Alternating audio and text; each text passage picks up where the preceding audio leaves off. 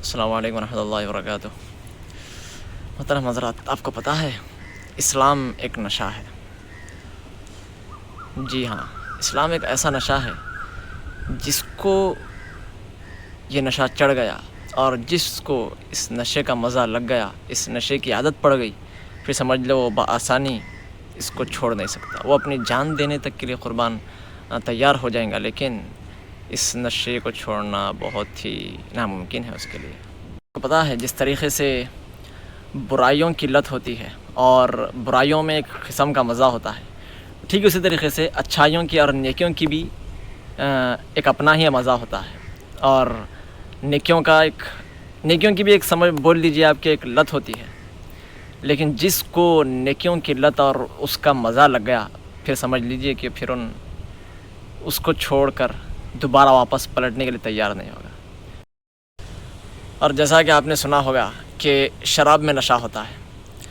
تو بری بہت ساری چیزیں ہیں جس میں نشہ ہوتا ہے۔ ایسے ہی اسلام کا بھی ایک اپنا نشہ ہے، ایک پاکیزہ نشہ، ایسا نشہ ہے جس کو اس نشے کی عادت پڑ گئی، جس کو اس نشے کا مزہ لگ گیا، سمجھ لو وہ اپنی جان دینے کے تیار ہو جائے گا اس کے بعد، اور اپنا مال و دولت قربان کرنے کے لیے تیار ہو جائے گا، لیکن اسلام کو چھوڑنے کے لیے تیار نہیں ہو سکتا۔ بہت ساری مثالیں ہیں،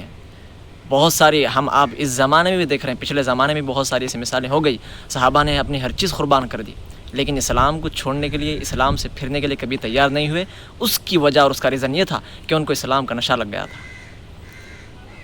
ایسے ہی اس زمانے میں بہت ساری مثالیں ہیں، جیسا کہ ہمارے نزدیک مثالیں ہیں، جنید جمشید پاکستانی سنگر تھے، اور ریسنٹلی بالی ووڈ ایکٹریس ثنا خان، اور بہت ساری مثالیں ہیں جن کو اسلام کا نشہ ایسا لگ گیا اور اسلام کا جب مزہ معلوم ہو گیا تو انہوں نے ایسے لات ماری اور ایسے ٹھکرا دی دنیاوی زندگی کو کہ شاید کہ ہم اور آپ آسانی سے اس طریقے سے ٹھکرا سکیں۔ بس شرط وہی ہے